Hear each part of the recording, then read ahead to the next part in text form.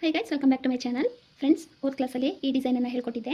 ಈಗ ಇದರಲ್ಲೇ border design ಮತ್ತು ನೆಕ್ಕಿಗೂ ಸಹ ಮಾಡ್ಬೋದು ಅಂತ ಈ ಡಿಸೈನ್ ಹೇಳ್ಕೊಡ್ತಾ ಇದ್ದೀನಿ. ಇದನ್ನು ನೀಟಾಗಿ ನೋಡಿಕೊಂಡು ಪ್ರಾಕ್ಟೀಸ್ ಮಾಡಿ. ಹಾಗೆ ಇಷ್ಟ ಆದರೆ ಲೈಕ್ ಮಾಡೋದನ್ನು ಮರಿಬೇಡಿ ಫ್ರೆಂಡ್ಸ್. ಬನ್ನಿ ಇದನ್ನು ಮಾಡೋದನ್ನು ತೋರಿಸ್ಕೊಡ್ತೀನಿ. ಈಸಿ ಇದೆ, ದಯವಿಟ್ಟು ಸ್ಕಿಪ್ ಮಾಡದೆ ಪೂರ್ತಿ ವಿಡಿಯೋ ನೋಡಿಕೊಂಡು ಕಲ್ತ್ಕೊಳ್ಳಿ ಫ್ರೆಂಡ್ಸ್. ಈ ಡಿಸೈನನ್ನು ಮಾಡೋಕ್ಕಿಂತ ಮುಂಚೆ ಈ ರೀತಿ ಒಂದೊಂದೇ ಪೆಟಲನ್ನು ಹಾಕಿ ಪ್ರಾಕ್ಟೀಸ್ ಮಾಡಿಬಿಟ್ಟು ಆಮೇಲೆ ಹಾಕೊಳ್ಳಿ. ನೋಡಿ, ಈ ರೀತಿ ಮಾಮೂಲಿ ನಾನು ಲೀಫ್ ಡಿಸೈನ್ ಹೇಳ್ಕೊಡ್ತಿದ್ದೆ ಅಲ್ವಾ, ಈ ರೀತಿ ಮೊದಲು ಹೀಗೆ ಡ್ರಾ ಮಾಡ್ಕೊಳ್ಳಿ. ಹೀಗೆ ದೊಡ್ಡದಾಗಿ ಡ್ರಾ ಮಾಡ್ಕೊಳ್ಳಿ. ದೊಡ್ಡದಾಗಿ ಡ್ರಾ ಮಾಡ್ಕೊಂಡಾದ್ಮೇಲೆ ನೀವು ಪುಟ್ಟಾಗಿ ಡ್ರಾ ಮಾಡ್ಕೊಳ್ಳಿ. ಅದನ್ನೇ ಚಿಕ್ಕದಾಗಿ ಡ್ರಾ ಮಾಡ್ಕೊಳ್ಳಿ. ಇದು ನಿಜವಾಗ್ಲೂ ತುಂಬ ಚೆನ್ನಾಗಿ ಬರುತ್ತೆ ಫ್ರೆಂಡ್ಸ್. ಈ ರೀತಿ ಎಲ್ಲ ನೀವು ಬೇರೆ ಬೇರೆ ರೀತಿ ಕ್ರಿಯೇಟ್ ಮಾಡಿ ನೋಡಿ, ಪುಟ್ಟಾಗಿ ಮಾಡಿ, ತುಂಬ ಚೆನ್ನಾಗಿ ಬರುತ್ತೆ ಇದು. ಫಸ್ಟು ದೊಡ್ಡದಾಗಿ ಮಾಡಿಕೊಂಡು ಆಮೇಲೆ ಚಿಕ್ಕದಾಗಿ ಮಾಡ್ಕೊಳ್ಳಿ. ನೋಡಿ, ಈ ರೀತಿ ಫಸ್ಟು ನೀವು ರನ್ನಿಂಗ್ ಸ್ಟಿಚ್ಚಲ್ಲಿ ಹೀಗೆ ಬೇಕು ಅಂದರೆ ಹೀಗೆ ಮಾಡ್ಕೊಳ್ಳಿ. ಹೀಗೆ ಶೇಪನ್ನು ಹೀಗೆ ಕೊಟ್ಕೊಂಡು ಆಮೇಲೆ ನೋಡಿ, ನಿಮಗೆ ಎಷ್ಟು ದೊಡ್ಡದು ಮಾಡ್ತೀರಿ ಅದ್ರ ಮೇಲೆ ನಾವಿಲ್ಲಿ 1 2 3 4 ಏನಿದೆ ಅದನ್ನು ಕ್ರಿಯೇಟ್ ಮಾಡ್ಕೋಬೇಕಾಗುತ್ತೆ. ಎಡ್ಜಿಗೆ ಹೋದಾಗ ಶಾರ್ಪಿಗೆ ಹೋಗಬೇಕು, ಅಂದರೆ 0 ಹೋಗಬೇಕು. ಮತ್ತು ಈ ರೀತಿ ಮೂವ್ ಮಾಡ್ಕೊಂಡು ಬರಬೇಕು. ಏನಂದರೆ ಲೀಫ್ ಡಿಸೈನಲ್ಲಿ ಮಧ್ಯ ಗ್ಯಾಪ್ ಬರುತ್ತೆ. ಇದು ನೋಡಿ ಫ್ರೆಂಡ್ಸ್, ಮಧ್ಯ ಗ್ಯಾಪ್ ಬರುತ್ತೆ. ಓಕೆ, ಇದೇ ರೀತಿ ನೋಡಿ.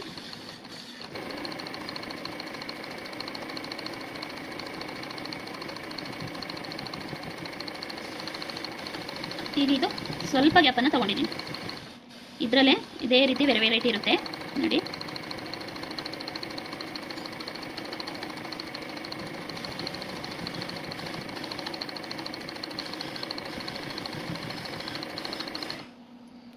ನೋಡಿದ್ರಾ, ಹೀಗೆ ಇದು ಸ್ವಲ್ಪ ಗ್ಯಾಪ್ ಜಾಸ್ತಿ ಕೊಟ್ಕೋಬೋದು. ನೆಕ್ಸ್ಟು ಇನ್ನೊಂದು ಲೀಫಿಗೆ ನೋಡಿ ಸ್ವಲ್ಪ ಗ್ಯಾಪ್ ಕೊಟ್ಟಿದ್ದೀನಿ, ಇನ್ನೊಂದಕ್ಕೆ ಸ್ವಲ್ಪ ಕೊಟ್ಟಿದ್ದೀನಿ. ಹೀಗೆ ಹೊರಗಡೆ ಸ್ವಲ್ಪ ಸೌಂಡ್ ಇದೆ, ಸ್ವಲ್ಪ ಅಷ್ಟೇ ಅಡ್ಜಸ್ಟ್ ಮಾಡ್ಕೊಳ್ಳಿ, 1-2 ನಿಮಿಷ ಅಷ್ಟೇ.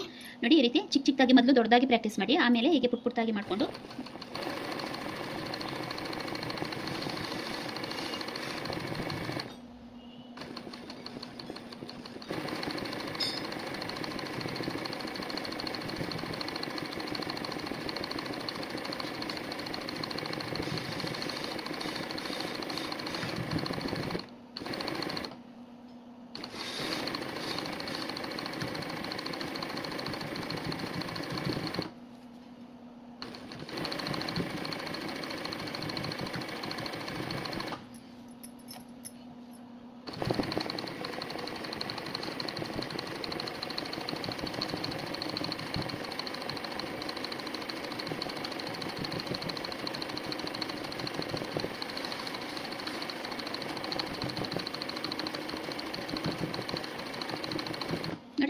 ಎಷ್ಟು ಪುಟ್ಟಾಗಿ ಚೆನ್ನಾಗಿ ಬರುತ್ತೆ ಅಂದರೆ ಈ ರೀತಿಯೂ ನೀವು ಲೀಫನ್ನು ಟ್ರೈ ಮಾಡಿ ನೋಡಿ, ತುಂಬ ಚೆನ್ನಾಗಿ ಬರುತ್ತೆ.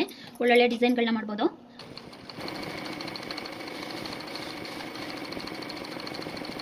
ನಿಮಗೆ ಡ್ರಾ ಮಾಡ್ಕೊಳ್ಳಿಲ್ಲ ಅಂದ್ರೂ ಈ ರೀತಿ ರನ್ನಿಂಗ್ ಸ್ಟಿಚಲ್ಲಿ ಹೀಗೆ ಹೋಗಿ ಮತ್ತೆ ಅದ್ರ ಮೇಲೇ ಹೀಗೆ ಕ್ರಿಯೇಟ್ ಮಾಡ್ಕೊಂಡು ಬನ್ನಿ. ನೀವು ಒಂದೇ ಸಲ ಮಾಡ್ಕೋಬೇಕು ಅಂತೇನಿಲ್ಲ. ಇಲ್ಲಿ ಮೊದಲನೇ ಸಲ ಸರಿ ಬರಲಿಲ್ಲ ಅಂದರೆ ಅದ್ರ ಮೇಲೇ 2 ಸಲ ಸಹ ಮಾಡ್ಕೋಬೋದು.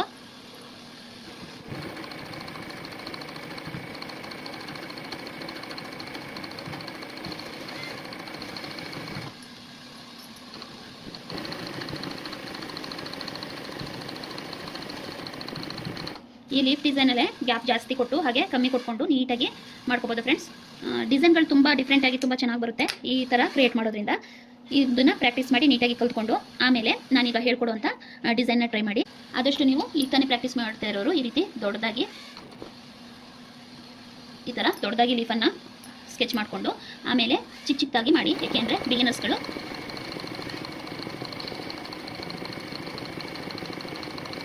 ನೋಡಿ ಈ ರೀತಿ ರನ್ನಿಂಗ್ ಸ್ಟಿಚನ್ನು ಹಾಕ್ಕೊಂಡು ನೋಡಿ ತೋರಿಸ್ಕೊಡ್ತೀನಿ ನಿಮಗೀಗ ನಾನು.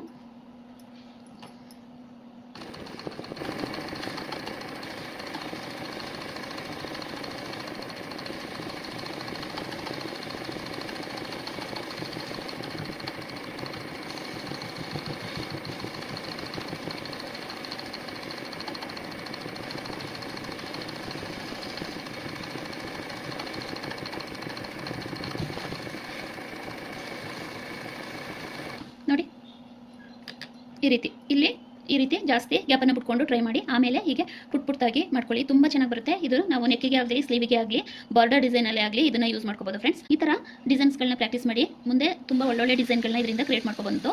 ಬನ್ನಿ ಈಗ ನಿಮಗೆ ಬಾರ್ಡರ್ ಡಿಸೈನನ್ನು ತೋರಿಸ್ತೀನಿ. ನಾನು ತೋರಿಸುವಂಥ ಡಿಸೈನ್ನ ನೀವು ಹೀಗೆ ಪುಟ್ಟಾಗಿ ಹಾಕಿ ಪ್ರಾಕ್ಟೀಸನ್ನು ಮಾಡ್ಕೊಳ್ಳಿ. ಫಸ್ಟ್ ದೊಡ್ಡದಾಗಿ ಪ್ರಾಕ್ಟೀಸ್ ಮಾಡಿ, ನೆಕ್ಸ್ಟು ಅದು ಸ್ವಲ್ಪ ಪರವಾಗಿಲ್ಲ ಅನ್ನುವಾಗ ಚಿಕ್ಕದಾಗಿ ಹಾಕೋದಕ್ಕೆ ಟ್ರೈ ಮಾಡಿ ಫ್ರೆಂಡ್ಸ್. ಲೀಫ್ ಡಿಸೈನೇ, ಇದನ್ನು ಡಿಫ್ರೆಂಟ್ ರೀತಿಯಲ್ಲಿ ಮಾಡ್ತಾಯಿದ್ದೀನಿ. ಹಾಗೆಯೇ ಗಮನ ಇಟ್ಟು ನೋಡಿ.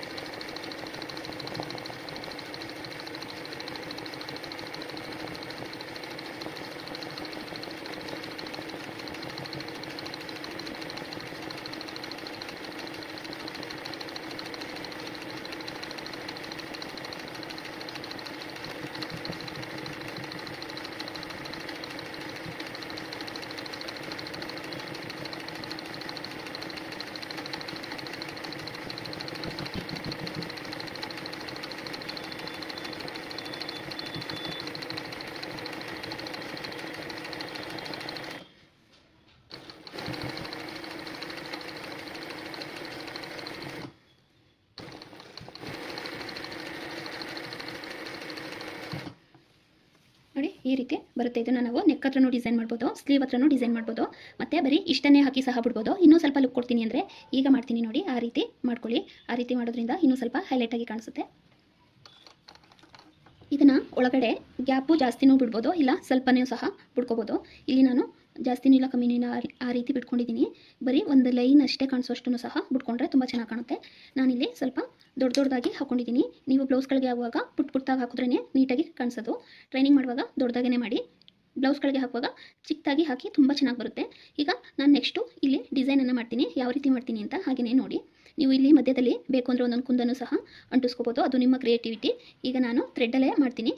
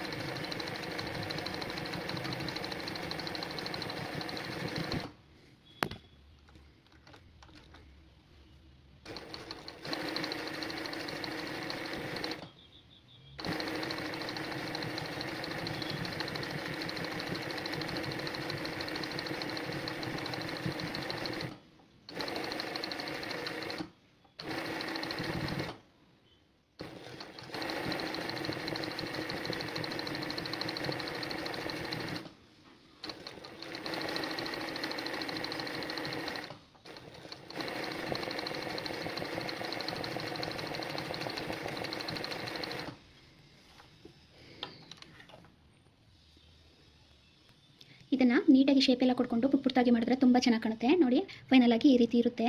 ನಾವು ಸ್ಲೀವ್ಗಳಿಗೂ ಈ ರೀತಿ ಹಾಕೊಂಡು ಮಾಡ್ಕೋಬೋದು. ಹಾಗೆಯೇ ನೆಕ್ಸ್ಟ್ ವೀಕಲ್ಲಿ ನಾನು ನಿಮಗೆ ಬ್ಲೌಸ್ ಮಾರ್ಕ್ ಮಾಡೋದನ್ನು ಯಾವ ರೀತಿ ಅಂದರೆ ವರ್ಕ್ ಹಾಕೋದಕ್ಕೆ ಯಾವ ರೀತಿ ಮಾರ್ಕ್ ಮಾಡಬೇಕು ಅನ್ನೋದನ್ನು ಹೇಳ್ಕೊಡ್ಬೇಕು ಅಂತ ಅಂದ್ಕೊಂಡಿದ್ದೀನಿ. ನಿಮಗೆ ಇಂಟ್ರೆಸ್ಟ್ ಇದ್ದರೆ ಮಾತ್ರ ನಾನು ಹೇಳ್ಕೊಡ್ತೀನಿ. ಯಾರ್ಯಾರಿಗೆ ಬ್ಲೌಸ್ಗೆ ಮಾರ್ಕ್ ಮಾಡೋದು ಈಸಿ ಮೆಥಡಲ್ಲಿ ಬೇಕು ಅವರು ಕಮೆಂಟ್ ಹಾಕಿ. ನೀವು ಕಮೆಂಟ್ ಹಾಕೋದ್ರೆ ಹೆಚ್ಚಾಗಿ ಕಮೆಂಟ್ ಹಾಕೋದ್ರಿಂದ ನಾನು ನಿಮಗೆ ಮಾರ್ಕ್ ಮಾಡೋದನ್ನು ತೋರಿಸ್ಕೊಡ್ತೀನಿ. ಮಾರ್ಕ್ ಮಾಡಬೇಕು, ಯಾವ ರೀತಿ ಮಾರ್ಕ್ ಮಾಡಿಕೊಂಡು ನೀವು ವರ್ಕನ್ನು ಮಾಡಬಹುದು ಅನ್ನೋದ್ರ ಬಗ್ಗೆ ಒಂದು ವೀಡಿಯೋನ ಮಾಡಬೇಕು ಅಂದರೆ ನೀವು ಕಮೆಂಟ್ ಮಾಡಿ. ಹೌದು ನಮಗೆ ಮಾರ್ಕಿಂಗ್ ಬೇಕು ಅನ್ನೋದಾದರೆ ಕಮೆಂಟ್ ಮಾಡಿ, ನಾನು ಹಾಕ್ತೀನಿ.